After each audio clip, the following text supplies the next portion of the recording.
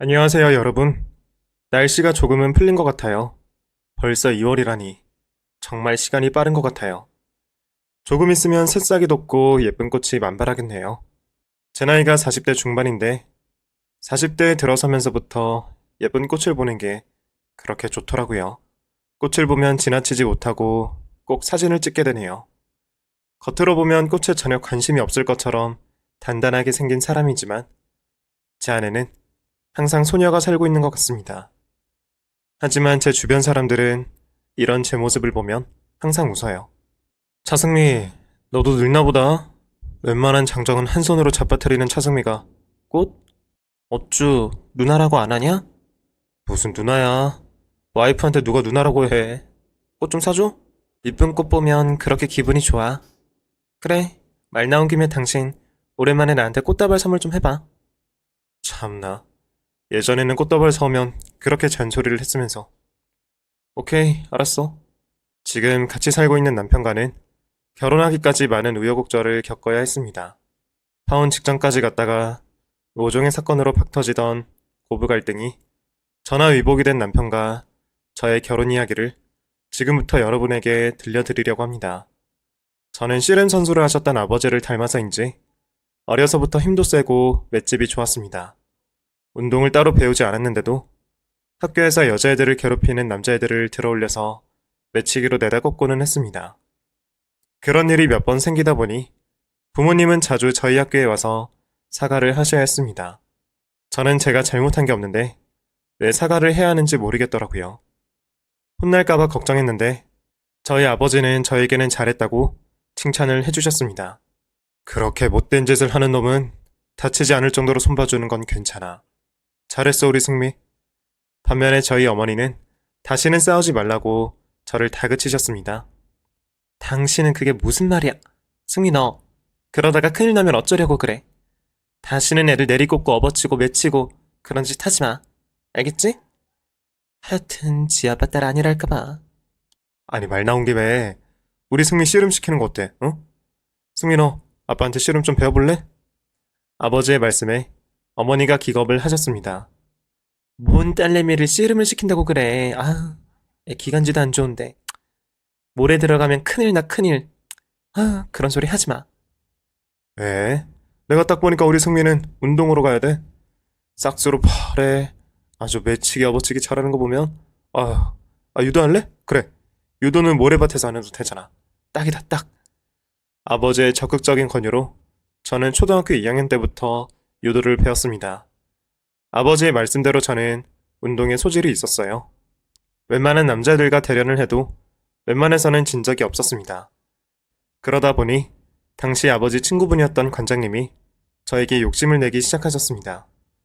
승미야, 너도 유도 재밌지? 네, 관장님.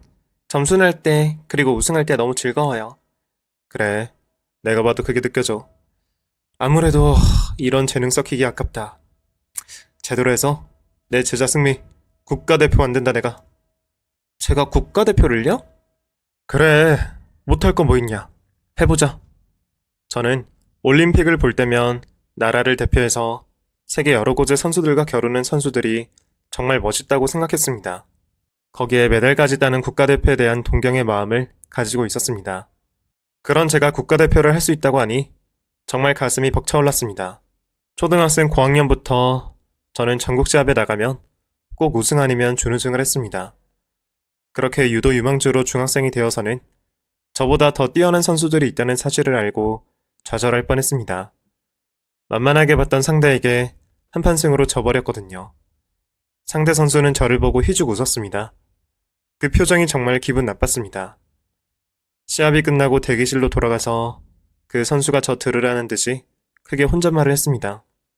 최승미 유명해서 잘하는 줄 알았더니 별거 아니네. 제 심기를 불편하게 할 심산으로 저에게 그런 말을 하면서 도발했습니다. 다른 때 같았으면 덤벼들어서 싸웠을 텐데 그날은 저도 항상 자신감 있었던 제 실력에 대해서 실망을 한 터라 아무 말도 할 수가 없었습니다. 어려서부터 운동, 유도에 재능이 있다는 말은 귀에 못이 박히도록 들었던 저입니다. 그런데 하면 할수록 저보다 더 재능과 노력이 출중한 사람도 많다는 걸 알게 됐습니다. 그런 유도 선수들과 어깨를 나란히 겨루려면 이제는 피나는 노력과 연습이 필요하다고 절실히 깨달았습니다. 얼마나 노력하는지에 따라 실력이 달라진다는 생각이 번뜩 들었습니다. 그때부터 잔개 부리지 않고 죽어라 운동을 했습니다. 시합을 하다가 부상을 당해서 무릎 어깨 수술을 한 적도 많았습니다. 치킨집을 운영하시던 저희 부모님에게 큰 부담이 됐을 거예요.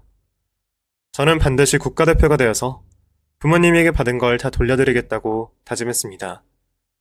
그리고 세계대회에 나가서도 우수한 성적을 거두게 됐습니다.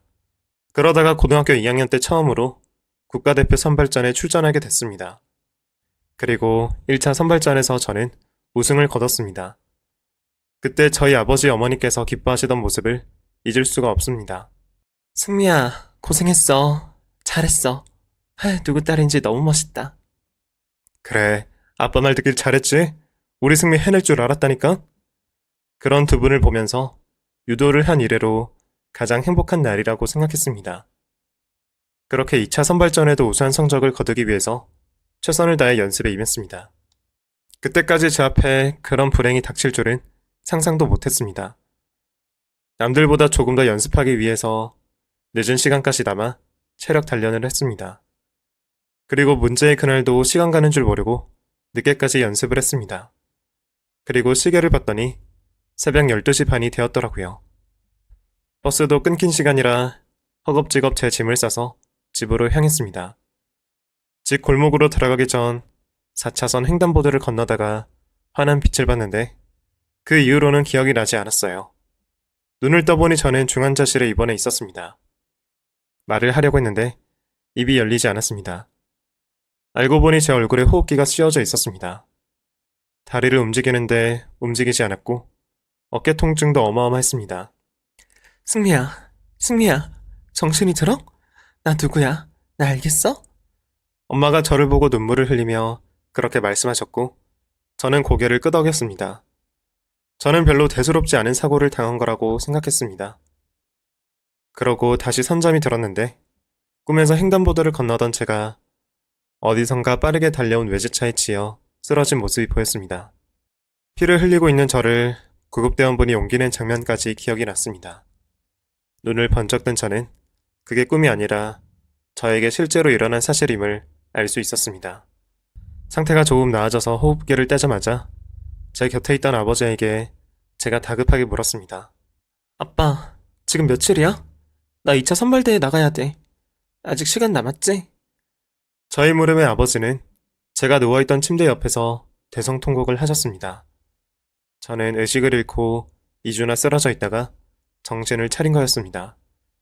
그리고 어깨골절 및 잦은 부상으로 고생했던 무릎 연골 파열 및 종아리뼈 골절로 더 이상 유도 선수 생활을 할 수 없다는 진단을 받았습니다. 그 말을 듣는데 저는 제 이야기가 아닌 남의 이야기를 듣는 것 같았습니다. 초등학교 때부터 고등학교 2학년 때까지 국가대표라는 꿈을 가지고 달려왔던 제 삶이 완전히 물거품이 되어버린 것이었습니다. 저는 분명히 초록불에 횡단보도를 건너고 있었는데 저를 친 차주가 음주운전으로 150km로 달려와서 저를 치고 그냥 뺑소니를 해버린 거였습니다. 결국 그 차주는 잡혔고 저희 가족에게 손해배상금을 주고 집행유예 선고를 받았습니다. 당시만 해도 음주운전이 솜방망이 처벌을 할 때였습니다. 한 여고생의 꿈과 인생을 망가뜨린 대가가 그것밖에 되지 않는 것에 정말 비참함을 느꼈습니다. 밝았던 성격은 어두워졌고 치료를 받으면서 짜증이 늘었습니다. 그냥 냅둬. 치료는 받아서 뭐해. 안 받아. 그냥 죽을래. 승미야, 네가 이러면 엄마 아빠 속상해. 기운 내자. 유도만 길이 아니잖아. 너 아직 어려. 뭐든 할 수 있는 나이야. 몰라, 못해. 하고 싶지도 않아. 뭐라든 또 이렇게 무너질 일이 생길 텐데 도전해서 뭐해? 지금 돌이켜 생각해보면 당시에 제가 부모님에게 불효를 저지른 것 같아서 죄송한 마음이 들어요. 제가 힘든 만큼 부모님의 가슴도 찢어졌을 텐데 말입니다. 어린 저는 그것까지 헤아리지 못했던 거예요. 그렇게 입원 수술 치료 및 통원 치료까지 6개월에 걸쳐서 다 마치고 난 후 저는 앞으로 뭘 해야 할지 모르겠더라고요. 학교에 가는 척하면서 가지 않고 버스를 타고 무작정 가다가 모르는 동네에서 내려서 걷고 또 걸었습니다. 그런 저에게 아버지는 자퇴를 권유하셨습니다. 승미, 나 학교 안 간 지 한 달 넘은 거 다 알아. 학교 가기 싫지? 가기 싫어요. 그럼 가지 마라. 아버지의 말씀에 어머니가 깜짝 놀라셨습니다. 학교를 가지 말라니, 그게 말이야, 방구야? 승미 다른 애들 따라잡으려면 공부 더 열심히 해야 한다고. 내가 몇 번을 말했어. 그런 엄마의 말에도 아랑곳하지 않고 아버지가 말씀하셨습니다. 승미, 너 하고 싶은 대로 해. 학교 졸업하면 뭐하냐? 검정고시도 있으니까 너 따고 싶을 때 공부하면 돼. 마음 편히 방황해라. 그러다 보면 너 하고 싶은 일이 생길 테니까 엄마 아빠는 기다려줄게. 아버지의 말씀에 저는 펑펑 눈물을 흘렸습니다. 그리고 학교 자퇴를 한 후에 아버지 치킨집에서 배달 아르바이트를 했습니다. 배달 아르바이트를 하면서 머릿속에 잡생각을 떨쳐내려 노력했습니다. 그리고 고등학교 검정고시를 취득했습니다. 19살의 나이까지 마음을 잡지 못한 채 배달 일을 하면서 동네를 휘젓고 다녔습니다. 그리고 미래에 대한 불안과 걱정으로 지내며 23살을 앞둔 겨울에 주짓수 학원으로 치킨 배달을 가게 됐습니다. 주짓수라는 게 뭔지 당시에는 생소했습니다. 그때 막 우리나라에도 들어왔던 시기라서 학원도 지금처럼 많을 때가 아니었고요. 관장으로 보이는 사람에게 치킨을 주고 계산을 하면서 저는 대련하는 두 사람의 모습에 눈을 뗄 수가 없었습니다. 서로 엉켜서 대련을 하는 모습을 보니 유도나 레슬링과 비슷해 보여서 저는 배달 후에도 자리를 떠나지 못하고 한참을 서서 구경했던 겁니다. 그러자 치킨을 받아간 관장님이 저에게 다가와서 말을 거셨습니다. 재밌어 보이죠? 힘들어요. 이게 유도에서 파생된 무술인데 여성분들이 하시면 힘 안 들이고 상대를 제압할 수 있는 좋은 무술이에요. 저희 도장에 여성분들도 3분이나 계시니까 언제든 배우고 싶으시면 오세요. 저는 그 말에 고개를 끄덕였습니다. 관심은 갔지만 다시 운동을 할 마음을 먹기가 힘들었습니다. 그런데 그날 이후로 주짓수에 대해 인터넷 검색을 하며 알아보고 공부하는 저 자신을 발견했습니다. 아무래도 안 되겠다. 우선 해보고 후회하자 하는 마음을 먹고 저는 주짓수 학원의 문을 두드렸습니다. 결정하셨구나. 올 줄 알았어요. 두근거리는 가슴을 부여잡고 문을 열었는데 저를 발견한 관장님이 환하게 웃으며 반겨주셨어요. 그 후로 저는 열심히 주짓수를 배웠습니다. 주짓수는 무릎에 무리가 가는 운동이 아니었습니다. 유도와 비슷하면서도 다른 점이 많았습니다. 거의 상대와 몸을 부대끼며 조르고 누르고 압박하는 기술이 많았습니다. 오랜만에 운동으로 땀을 뺐더니 저도 모르게 절로 미소가 흘러나왔습니다. 저는 저녁마다 주짓수 훈련을 하면서 언젠가는 한국에서 주짓수 지도자가 되고 싶다는 꿈을 갖게 됐습니다. 운동신경이 살아있어서 주짓수에서도 발군의 실력을 발휘했고 관장님도 저에게 욕심을 내셨습니다. 승미씨, 이렇게 빠르게 띠가 바뀌는 사람은 처음 보네요. 국제대회 나가봐도 되겠는데? 어때? 도전해볼래요? 국제대회요? 제가 감히... 겸손을 집어치우고 도전해보자고. 그렇게 제 나이 25에 주짓수 국제대회에 참가했고 우승 메달은 따지 못했지만 중상위권의 좋은 성적을 거뒀습니다. 저는 그때부터 관장님 밑에서 어린 수련자들을 함께 지도하면서 꾸준히 수련했습니다. 저희 부모님도 제가 활기를 되찾은 모습에 기뻐하셨습니다. 저는 나중에 돈을 모아서 외국의 여성 주짓수 선수들을 만나러 다녀오기도 했습니다. 제 삶의 유도와 주짓수를 빼놓기가 어려워서 이야기가 좀 길어진 것 같네요. 아무튼 주짓수를 하면서 20대 후반에 지금의 남편을 만나게 됐습니다. 그날은 수련을 마치고 아버지 치킨집에 가서 배달 일을 도우려고 했습니다. 부모님 치킨 가게가 번화가에 있었거든요. 배달을 하려고 나서려는데 술에 취한 우락부락한 남자가 왜소해 보이는 남자에게 시비를 걸고 있었습니다. 무슨 일이 생길 것 같아서 지켜보고 있는데 그 남자가 왜소한 남자의 안경까지 뺏어서 집어 던졌습니다. 이 새끼가 그냥 죄송하다고 하고 가면 될 일인데 어디 겁도 없이 나한테 덤벼? 죽어볼래? 몸짓이 큰 남자가 왜소한 남자에게 덤벼들었고 저는 본능적으로 둘 사이를 가로막고 서서 말렸습니다. 어이, 많이 취하셨네. 그만하시고 그냥 가세요. 이분 안경까지 깨져서 앞도 안 보이는데. 덩치도 큰 분이 정정당당하게 해야지. 그랬더니 그놈이 눈을 부라리며 저에게 말해줬습니다. 정정당당? 야, 나 여자라고 안 봐줘, 어? 이게 진짜 어디서 갑자기 튀어나와가지고, 씨. 그 남자가 손을 들자마자 저는 주짓수 기술을 이용해서 그놈을 제압했습니다. 주짓수가 아무리 덩치가 작은 사람이라도 큰 사람을 짓누를 수 있는 무술이거든요. 제가 그놈의 팔을 꺾고 몸을 조르자 숨이 막혔는지 살려달라고 비명을 질렀습니다. 씨, 나 죽네. 야, 그만해. 놓으라고. 네가 내던진 저 양반 안경값은 주고 가야지. 알았어. 주면 되잖아. 그리고 그 사람은 지갑에서 있는 돈을 다 꺼내 외서한 남자에게 쥐어주고 주랭랑을 쳤습니다. 주변에서 구경을 하던 사람들이 저에게 박수를 쳐줬습니다. 그리고 외서한 남자가 저에게 감사 인사를 했습니다. 고맙습니다. 제가 꼭 보상해드리고 싶은데 저 여기 제 명함이에요. 언제든 연락주세요. 네? 아니 괜찮아요. 근데 아까 하신 무술 이름이 뭐예요?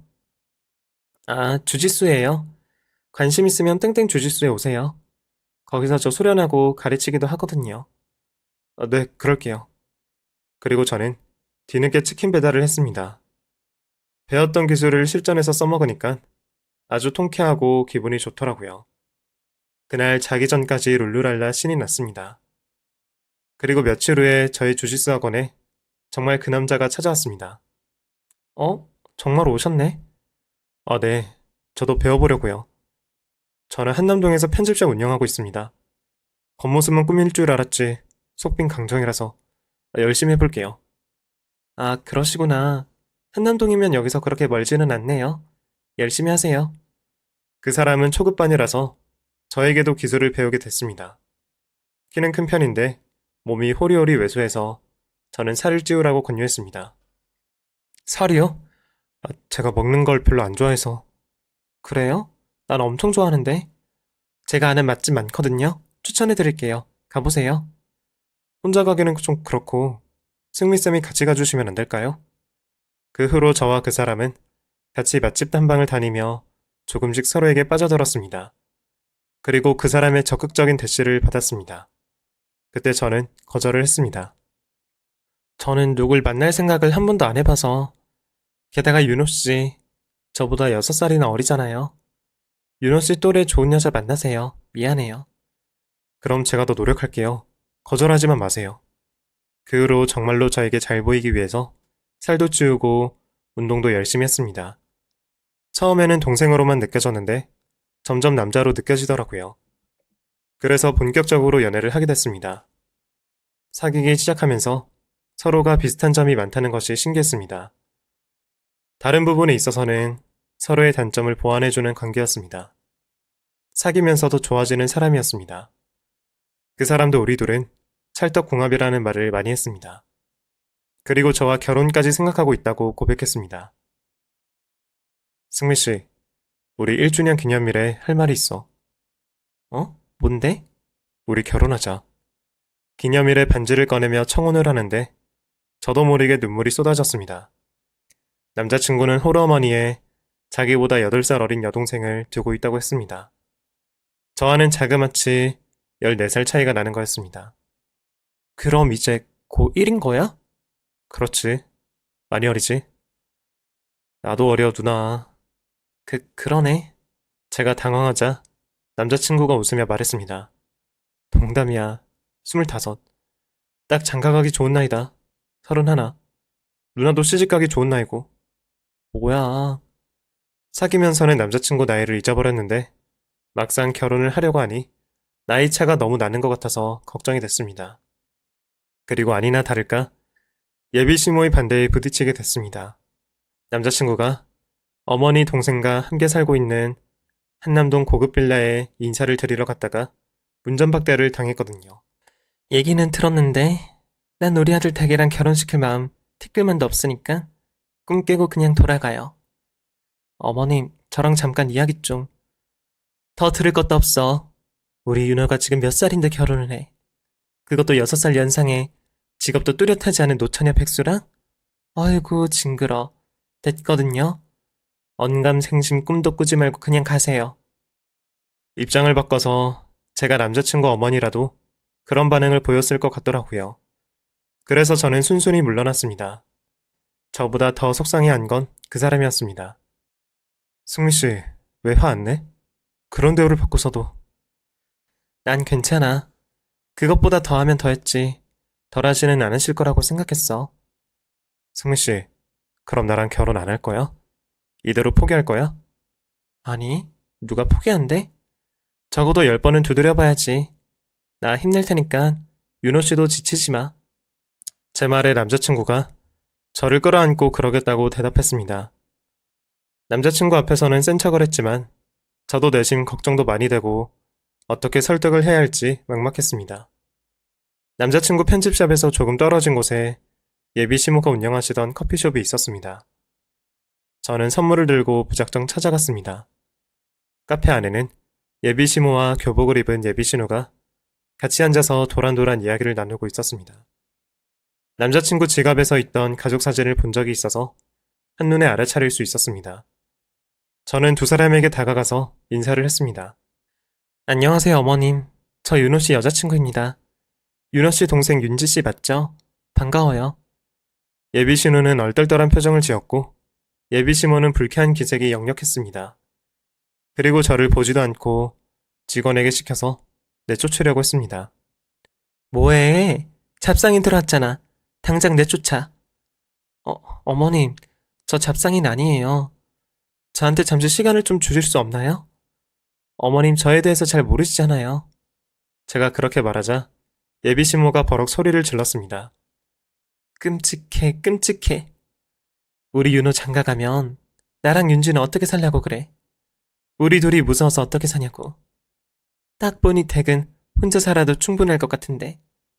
우리 아들 포기해. 순진하고 어린 우리 아들 그만 꼬대기라고. 뭐해? 이 여자 끌어내. 예비 시모의 말에 직원들이 저에게 달려들었습니다. 하지만 아시다시피 제가 기운이 좀 센 게 아니잖아요. 꿈쩍도 하지 않자 내부에 있던 남자 직원들까지 합세해서 대여섯 명이 저를 끌고 나갔습니다. 그렇게까지 싫어하시는데 더 그곳에 있다가는 정말 행패 부리는 꼴이 될 것 같아서 저는 제 발로 카페를 나가며 말했습니다. 어머님, 다시 생각해주세요. 나중에 또 뵐게요. 그렇게 카페 밖으로 나와서 버스 정류장으로 걸어가는데 저도 모르게 눈에서 눈물이 주룩주룩 내리더라고요.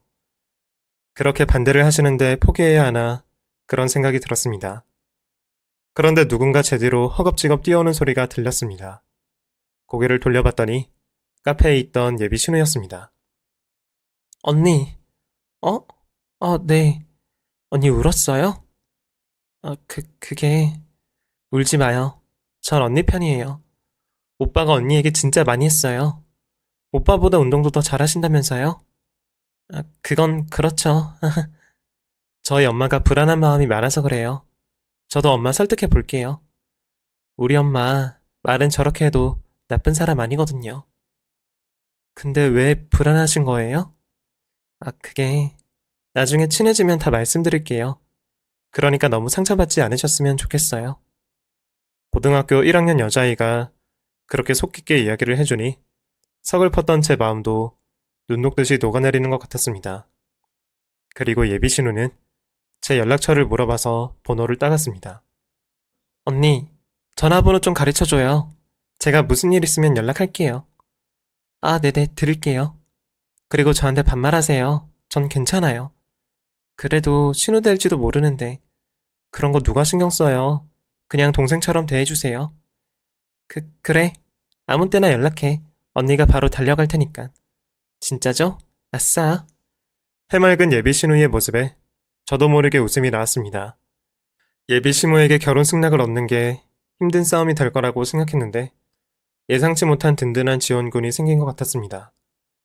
그 후로 저는 지금은 결혼을 한 남편과 신우와 함께 자주 만났습니다.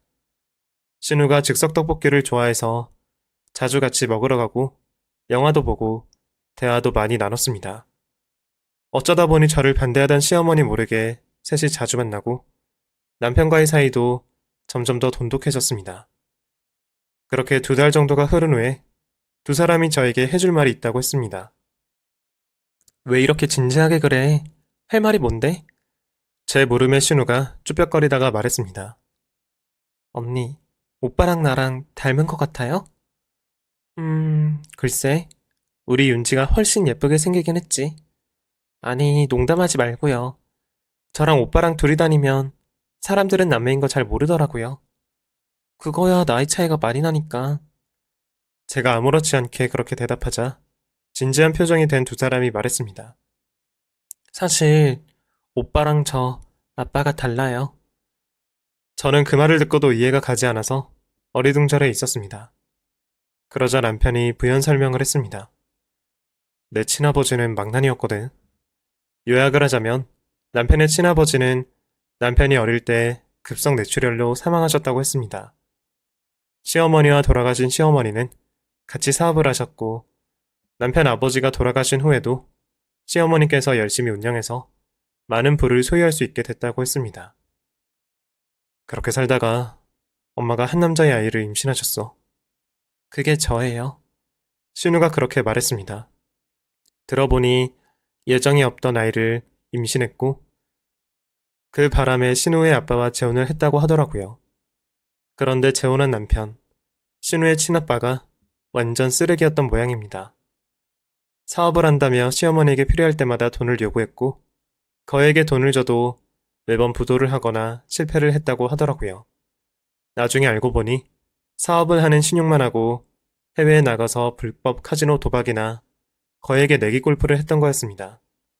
게다가 외도까지 저질렀고요. 그 사실을 알게 된 엄마는 아빠한테 이혼 요구를 하셨고 그럴 때마다 물건을 집어던지던 아빠는 나중에 결국 폭력까지 휘둘렀어요. 엄마는 얼굴이랑 몸 이것저것에 멍이 들어 있었거든요. 당시에 남편이 고3이었고 신우는 초등학교 4학년이었다고 합니다. 남편이 새아빠를 말리다가 얻어터진 적도 한두 번이 아니라고 했습니다. 결국 신우가 경찰에 신고를 했고 그 사람은 상습 도박 및 폭행 혐의로 철창 신세를 져야 했다고 했습니다. 그 인간이 감옥에 간 동안 엄마는 그 인간이랑 이혼 소송을 해서 친권 양육권 다 가져오셨고 윤지랑 나랑 엄마랑 여기까지 이사 왔어. 그 인간이 출소해서 우리 찾아올까봐 엄마는 항상 불안 속에 사셨고 이야기를 다 듣고 나서야 저는 모든 상황을 파악할 수 있었습니다. 시어머니는 아들이라도 있어야 그 불안을 조금이나마 잠재울 수 있었던 겁니다. 하나뿐인 아들은 공익을 갈 만큼 그렇게 체력적으로 뛰어난 편은 아니어서 불면증을 달고 사셨고 예민하고 힘들어 하셨다고 하더라고요. 윤지가 나한테 전에 하려던 이야기가 이거였구나. 둘 다 얼마나 마음고생이 심했을까. 제 말에 두 사람은 속절없이 눈에서 눈물이 퐁퐁 쏟아져 나왔습니다.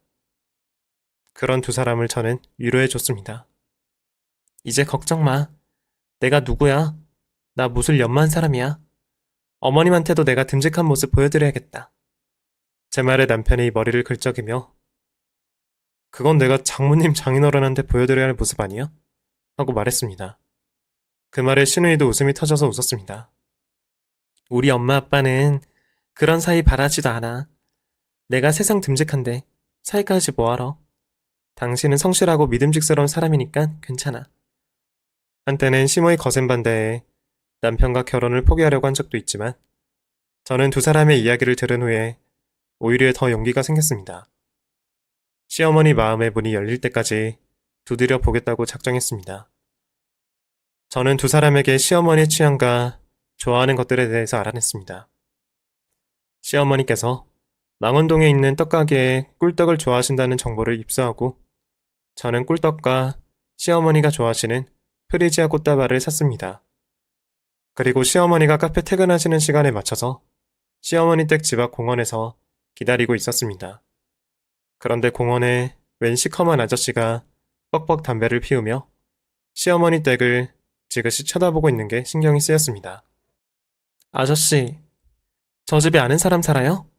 왜 그렇게 쳐다보세요?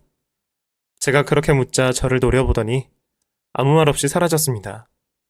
그 눈빛이 정말 쎄하고 기분이 안 좋았습니다. 그리고 멀리서 시어머니가 주차를 하고 집으로 들어가려는 모습이 보였습니다. 그래서 후다닥 달려갔습니다. 그런데 공원에서 본 기분 나쁜 아저씨도 제 옆으로 달려오더라고요. 여차하면 내리꽂을 생각으로 주시하고 있는데 시어머니가 저를 보더니 기겁을 하며 소리를 지르셨습니다. 꺼져, 꺼져, 오지 마, 오지 말라고. 아무리 그래도 귀신을 본 것 마냥 그렇게 경악을 하실 필요가 있나 싶어서 제가 손에 쥔 떡을 흔들며 말했습니다. 어머님, 이거 어머님이 좋아하시는 망원동 떡집 꿀떡이에요. 이거 드리려고 왔어요.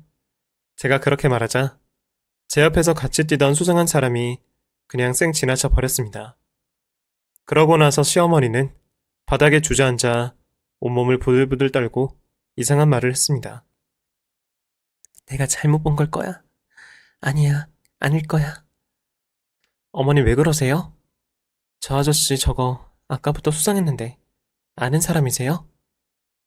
저 유도도 했고 주짓수도 했고 웬만한 놈들 다 이기거든요. 불안하시면 저한테 다 털어놓으세요. 제 물음에 잠시 눈동자가 흔들리던 시어머니는 정신을 퍼뜩 차린 듯이 자리에서 벌떡 일어나서 말씀하셨습니다. 제발 우리 윤호 포기해.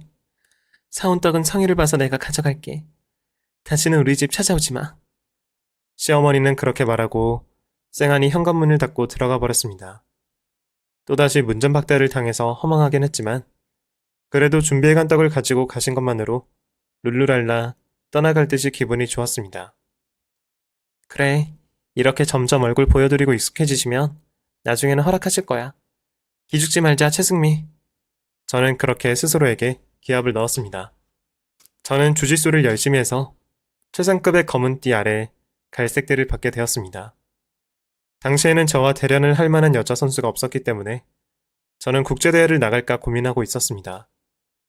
그런데 왠지 모르게 시어머니에게 떡을 드리러 갔을 때 봤던 수상한 남자가 머릿속을 맴돌았습니다. 그래서 신우이에게 전화를 해서 물어봤습니다. 윤지 아가씨, 네, 새언니. 집에 무슨 일 있어? 수상한 사람이 찾아온다거나. 난 못 봤는데 엄마가 현관문 잠금 장치를 2개나 더 만들었더라고요. 왜 그러냐고 하니까 그냥 불안하대요. 갈수록 심각해지는 것 같아서 걱정이에요. 그렇구나. 내가 떡 드리러 간 날 수상한 사람을 보긴 봤거든. 정말요? 그냥 엄마가 예민해서 그런 게 아니었어요? 그냥 지나쳐 가기는 했는데 혹시 모르니까 조심하고 무슨 일 생기면 바로 나한테 연락해. 알았지? 알았어요. 든든한 우리 새언니. 저와 친해진 신우는 그때부터 저에게 새언니라고 불렀습니다. 시어머니만 마음을 바꾸시면 되는데 그게 쉽지 않더라고요.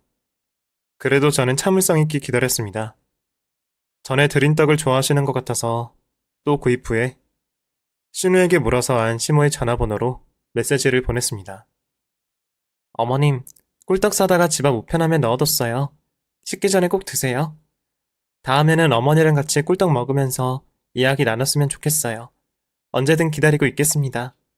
기대도 안 했지만 역시나 제 문자에 답이 없으셨습니다. 그날은 남자친구가 사업상 미팅이 있어서 바쁜 날이었습니다. 집에도 늦게 들어갈 것 같다고 했습니다. 오늘 승미 만나서 데이트하려고 했는데 미안해. 뭐가 미안해. 일 때문에 그런 건데. 일 잘하고 될 수 있으면 일찍 들어가. 그래, 알았어. 이따 또 연락할게. 그 전화를 받고 저는 천천히 운동 삼아 집으로 걸어가고 있었습니다. 시댁과 저희 집은 걸어서 45분이면 갈 수 있는 거리였거든요. 그런데 집에 거의 다 도착했을 무렵에 저에게 전화가 걸려왔습니다. 남자친구인 줄 알았는데 생각지도 못했던 시어머니의 전화였습니다. 제가 보낸 메시지에 대한 응답인가 싶어서 가슴이 떨리더라고요. 두근대는 심장을 부여잡고 목소리를 가다듬은 후 전화를 받았습니다. 네, 어머니, 떡은 잡수... 너 어디니? 네 신우 집에 못 오게 좀 말려라. 아니, 우리 집으로 당장 와줘. 그러더니 비명소리가 들리고 전화가 끊겼습니다. 예감이 좋지 않았습니다. 무슨 일이 벌어진 게 틀림없었습니다. 저는 택시를 잡아타고 시어머니 댁으로 빠르게 이동했습니다. 가는 길에 신우에게 전화를 했는데 받지 않았어요. 저는 점점 더 걱정이 되기 시작했습니다. 아저씨, 빨리빨리요. 아이고, 지금 엄청 밟고 있어. 그리고 택시에서 내리기 전에 시어머니 댁 문 앞에 서서 안절부절하는 신우이를 발견했습니다. 저는 택시비를 내고 내려서 신우이를 향해 달렸습니다. 윤지야, 아가씨, 무슨 일이야? 언니. 얼굴이 왜 이래? 누구한테 맞았어? 왜 이렇게 빨갛게 부어올랐어? 누구야? 어떤 자식이야? 아빠가 왔어요. 지금 들어가면 큰일 나요. 아빠가 우리 집 다 때려 부수고 있어요. 뭐라고? 아빠라니? 아, 그 망나니라는 사람? 네, 어떻게 알고 왔는지 술 취해서 엄마한테 돈 내놓으라고 행패 부리는 걸 말리다가 엄마가 저 나가 있으라고 내쫓았어요. 어떻게 해, 언니? 지금 휴대폰도 못 가져나와서 보안시설도 미리 다 끊어놨나 봐요. 기다려봐. 내가 들어가 볼게. 안 돼요, 언니. 지금 들어가면 정말 큰일 나요. 경찰에 전화해요. 자, 내 휴대폰 줄게. 아가씨가 경찰에 신고해놔. 지금 당장 내가 들어가서 해결할 테니까. 신우이는 제 말에 현관 비밀번호를 눌러줬고 저는 집 안으로 들어갔습니다. 들어가자마자 유리창이 깨지는 소리와 비명이 들려왔습니다. 전에 시어머니 댁 앞에서 마주쳤던 그 수상한 놈인 것을 저는 한눈에 알아봤습니다. 야, 멈춰! 제가 빽 소리를 질렀고 그놈은 저를 돌아보더니 죽일 듯이 달려들었습니다. 니녀는 뭐야? 누구야? 저한테 달려드는데 술 냄새가 진동을 하더라고요. 술에 취해서 그런지 마구잡이로 덤벼서 저도 몇 대 맞았습니다. 저는 날뛰는 그놈의 빈틈을 노려서 팔을 꺾고 바닥에 내리 꽂아버렸습니다. 그리고 그 상태로 온몸을 짓누르며 압박을 했습니다. 숨 막혀. 이거나, 사람 살려. 윤지 엄마, 인연 좀 떼어내봐. 시어머니는 어쩔 줄 몰라 하고 계셨고 제가 소리를 질렀습니다. 어머니, 밖에 나가 계세요. 곧 경찰 올 거예요. 제 말에 머뭇거리던 시어머니가 현관 밖으로 나갔고 저에게 제압당한 그놈은 경찰이라는 말에 기겁을 했습니다. 경찰? 경찰이 온다고? 이거 놔주세요. 제발요. 더 도망가야 돼요. 경찰 온다니까 술이 깨나 보네. 절대 못 놔주지. 이 쓰레기 새끼야. 그리고 잠시 후에 경찰이 출동했고 그 인간을 현행범으로 체포했습니다. 저와 신우 그리고 시어머니는 함께 조사를 받으러 경찰서로 갔습니다. 어머님은 윤지 씨랑 집에 계세요. 제가 다녀올게요. 아니야. 나한테 증거가 있어. CCTV에 다 찍혔을 거야. 시어머니는 경찰의 CCTV 녹화본을 보여줬고 그놈이 집에 불법 침입해서 시어머니와 신우를 때리고 행패를 부린 게 다 찍혀 있었습니다. 조금 더 조사를 해보니 그날 그놈은 경유를 들고 집으로 들어와서 불을 붙이겠다고 협박을 했던 모양입니다. 그래서 시어머니가 신우를 밖으로 내보낸 거고요. 정말 인간 쓰레기는 살면서 처음 봤습니다. 경찰에 붙잡히기 전에 제가 먼저 흠씬 두들겨 패나야 했다는 후회가 들 정도였습니다. 시어머니가 그놈에게 말했습니다. 나 민사 형사 다 고소할 거니까 그런 줄 알아. 이놈이 또 나를 찾아와서 우리를 죽이려고 해? 이번에는 평생 감옥에서 썩게 해줄 테니까 각오해. 시어머니의 외침에 수갑을 찬 그놈이 달려들었고 저는 막기 위해 그놈을 번쩍 들어올렸습니다. 그러자 경찰들이 난리가 났더라고요. 내려놓으세요. 그냥 내려놔요. 아가씨도 폭행죄 현행범 되기 싫으면. 그 말에 시어머니를 바라봤더니 내려놓으라는 눈짓을 주시더라고요. 그래서 저는 그놈을 의자에 내리꽂듯이 앉혀버렸습니다. 그랬더니 죽겠다고 야단이 나더라고요. 뒤늦게 그날 일을 알게 된 남편도 미친 듯이 분노했습니다. 그리고 긴 재판 끝에 그놈은 무단 주거 침입, 스토킹, 협박, 상해치사, 살인미수, 도박, 마약 등등 셀 수 없이 많은 죄로 결국 무기징역을 선고받게 되었습니다. 그런데 항소를 해서 결국 징역 35년을 받은 걸로 알고 있습니다. 저는 그 일이 있은 후에 시어머니와 조금씩 가까워졌습니다. 재판 때마다 제가 시어머니 보디가드를 자처했거든요. 그리고 결국은 마음을 돌린 시어머니에게 결혼 승낙을 받을 수 있었습니다. 그래, 내가 널 어떻게 반대하겠니? 윤호 여린 놈이야. 잘 보살펴줘. 정말요? 어머니 정말이죠? 나중에 다른 말 하시는 거 아니죠? 그럼 결혼해. 그리고 주짓수? 그 학원 차려. 시애미가 차려줄라니까. 승낙을 받은 후 남편도 저도 신혼까지 날아갈 듯이 기뻤습니다. 저희 부모님에게는 벌써 허락을 받아둔 상태였거든요. 저희는 결국 제 나이 32, 남편 나이 26에 웨딩 마치를 올렸습니다. 남편은 사업을 확장해서 브랜드를 런칭했고 저는 딸 둘을 낳았습니다. 그 어렸던 신우는 언제 그렇게 다 컸는지 대기업에 다니면서 예비 신랑과 결혼 준비를 하고 있어요. 얼마 전에 드레스 입은 웨딩 사진을 보내줘서 봤는데 제 딸 시집 보내는 듯이 괜히 눈물이 찔끔 나오더라고요. 승미야, 너 울어? 남편의 말에 저는 눈물을 훔치며 대답했습니다. 안 울어. 그냥 좋아서 그렇지. 아, 우리 승미 진짜 늙었나 보다. 어떡하냐. 젊은 남편이 더 잘해줘야겠네. 뭐? 이 사람이 진짜? 지금은 저를 놀리는 남편과 결혼을 하고 저는 시어머니가 차려준 주짓수 학원을 운영하면서 여러 명의 인재도 배출했습니다. 지금 생각해보면 저와 남편은 가족이 될 운명이었던 것 같아요. 범죄자 놈이 출소할 날은 아직 멀었지만 출소를 한다고 해도 두려워할 건 아무것도 없습니다. 저는 지금처럼 저희 가족들을 지키면서 단란하게 인생을 꾸려나갈 예정입니다. 여러분, 이래저래 우여곡절 많았던 저의 결혼 이야기 끝까지 들어주셔서 정말 감사합니다. 저는 이만 물러가 볼게요. 항상 건강하시고 행복하세요.